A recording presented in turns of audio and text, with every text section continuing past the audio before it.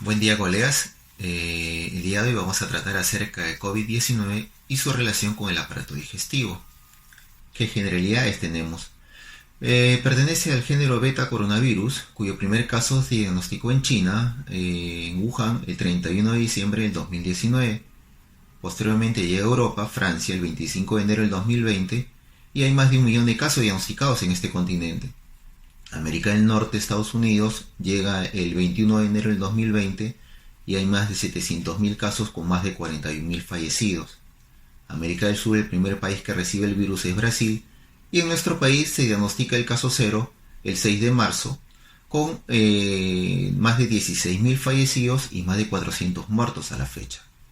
El 11 de marzo del 2020 la Organización Mundial de la Salud declaró a esta enfermedad como una pandemia. ¿Qué hay en relación a las características? El COVID-19, también llamado SARS-CoV-2, es de origen zoonótico y produce enfermedad respiratoria grave. Sus antecesores fueron el coronavirus o SARS-CoV-1 y el MERS. Está asociado a transmisión por murciélago, ya que se encontró un 83% de similitud genética con el coronavirus tipo 1. La transmisión a través de microgotas y aerosoles de pacientes infectados. La vía fecal-oral está por demostrarse como una fuente importante de ingreso del virus, y en periodo sintomático se puede contagiar un 40% de casos y en periodo sintomático 60% de contagios. La viabilidad del virus sobre el cobre 4 horas, cartón 24 horas, acero 48 horas y plástico 72 horas. El periodo de incubación del virus va de 2 a 14 días con una media de 4 días. Están en mayor riesgo pacientes mayores de 60 años y aquellos con comorbilidad asociada. El espectro de la enfermedad va desde síntomas leves hasta la disfunción orgánica, con su representante que es el síndrome de distrés respiratorio agudo severo. Los reportes de enfermedad son variados, 5 a 70% de casos son asintomáticos y según la OMS 80% de casos van desde síntomas leves hasta asintomáticos.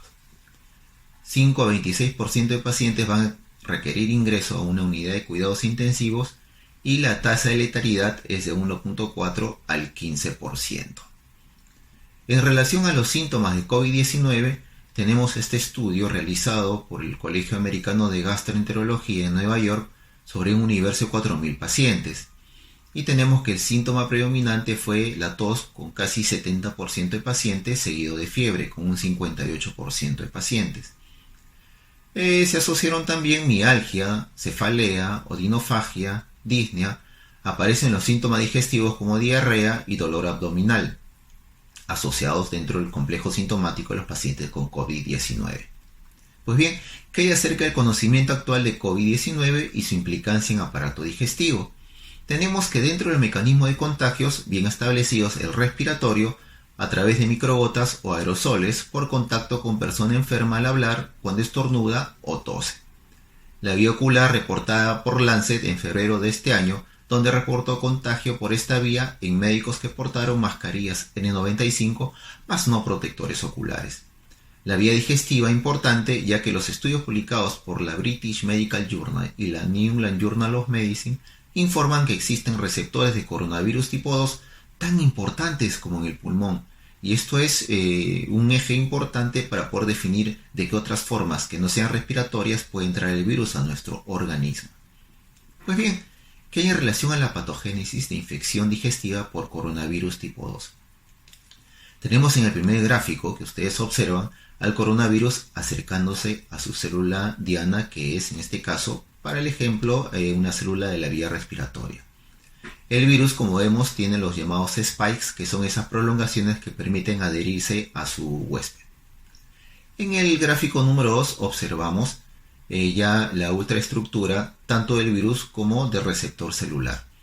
Vemos en marrón la parte distal del virus, que es la zona de unión, señalado por las flechas rojas, y debajo, en color turquesa, vemos a la enzima convertidora de angiotensina 2, que es el receptor del virus. En este mismo gráfico número 2 a la derecha vemos la magnificación señalado con flechas rojas de estas zonas de unión. Vuelvo a repetir, en marrón el virus y en turquesa la enzima convertidora de angiotensina 2.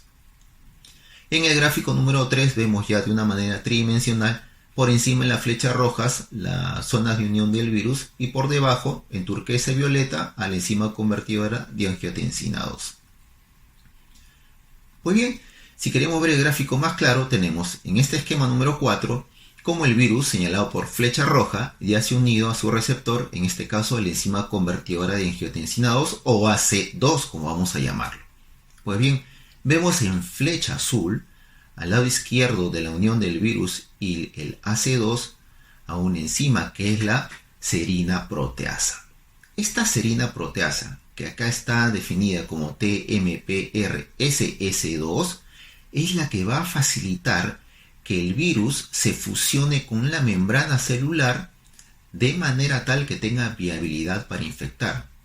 Como vemos en la flecha amarilla, en donde el virus ya se fusionó y entró al citosol celular. A la derecha, en este mismo gráfico número 4, observamos una proteína de membrana que se llama ADAM17. Esta proteína, al ser estimulada, tendría la particularidad de producir una disrupción de esta proteína que es la AC2, de manera tal que saliendo de la membrana se una con el virus por fuera de ella y así se puede evitar que se fusione con la membrana celular haciéndola infectante.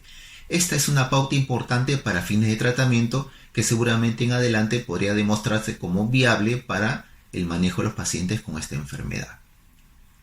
Los esquemas números 5, 6 y 7 muestran en un estudio publicado por Zhang en abril de este año que al tomar biopsias de pacientes asintomáticos, tanto del esófago, estómago, del intestino delgado, el colon y el recto, encontraron al hacer un estudio de todas las células que componen estas estructuras que se expresaba también tanto la enzima convertidora de angiotensina 2 como la serina proteasa.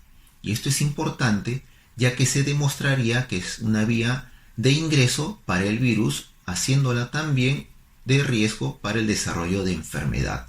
Por lo tanto, en relación a la patogénesis, tres conceptos claves. El primero, que COVID-19 requiere de la enzima convertidora de angiotensina 2 o AC2 y la serina proteasa para ingresar a la célula. Concepto número 2. Se ha demostrado la expresión de AC2 y serina proteasa en tejido de esófago, estómago, intestino y colon. Y concepto número 3. Por lo tanto, la vía de transmisión fecal-oral puede ser otro mecanismo principal de contagio. ¿Qué características clínicas en relación al aparato digestivo?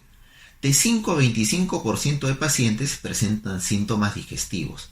Más común la diarrea, 24% de pacientes, las náuseas, casi 18%, vómitos y dolor abdominal con 4%. A nivel de laboratorio encontramos leucopenia en 9 a 25% de casos o en su defecto leucocitosis, 24 a 30% de casos. Puede existir TGO y TGP elevadas hasta un 37% de pacientes. ONG, en la revista GATT, en marzo de este año reportó un caso de transaminasas elevadas, la TGP por encima de 7000 y la TGO por encima de 1000 unidades internacionales por litro. Hubieron 52.4% de resultados positivos en muestras fecales evaluadas por PCR. Esto soporta más la vía de contagio orofecal. Y finalmente hay un alto riesgo de hospitalización en pacientes con diarrea y la carga viral fue la misma, tanto en pacientes con y sin síntomas gastrointestinales. ¿Qué hay acerca del tratamiento de las manifestaciones gastrointestinales de COVID-19? Número 1. Debe seguir los protocolos del Ministerio de Salud para todo paciente diagnosticado con COVID-19 según el grado de severidad. Número 2. Los pacientes con síntomas gastrointestinales como diarrea deben recibir terapia de rehidratación oral o fluidoterapia endovenosa según la clasificación de deshidratación. Punto 3. Los pacientes que requieren terapia endovenosa de fluidos son generalmente aquellos que desarrollan formas más severas y requerirán hospitalización. Punto 4. Los pacientes con alteraciones de transaminasas no requieren tratamiento. El caso excepcional de injuria hepática severa descrita previamente requiere lógicamente de más estudios que soporten tal complicación. Finalmente, que hay en relación al COVID-19 y el tratamiento en la enfermedad inflamatoria intestinal que llama mucho la atención de los gastroenterólogos. Punto 1. En pacientes con enfermedad inflamatoria intestinal no está definido aún un mayor riesgo de contagio por coronavirus tipo 2 o COVID-19. No obstante, los pacientes con enfermedad inflamatoria intestinal tienen mayor concentración tisular de enzima convertidora de angiotensina 2 y 10 veces más serina proteasa que en personas sanas, por lo que tendrían mayor riesgo de contagio. Pero, hasta no aclarar la data, se recomienda evitar tiopurinas, metotrexata y fármacos antifactor de necrosis tumoral. Esto es controversial porque la suspensión puede llevar a recurrencia o más complicaciones en los pacientes como la necesidad quirúrgica.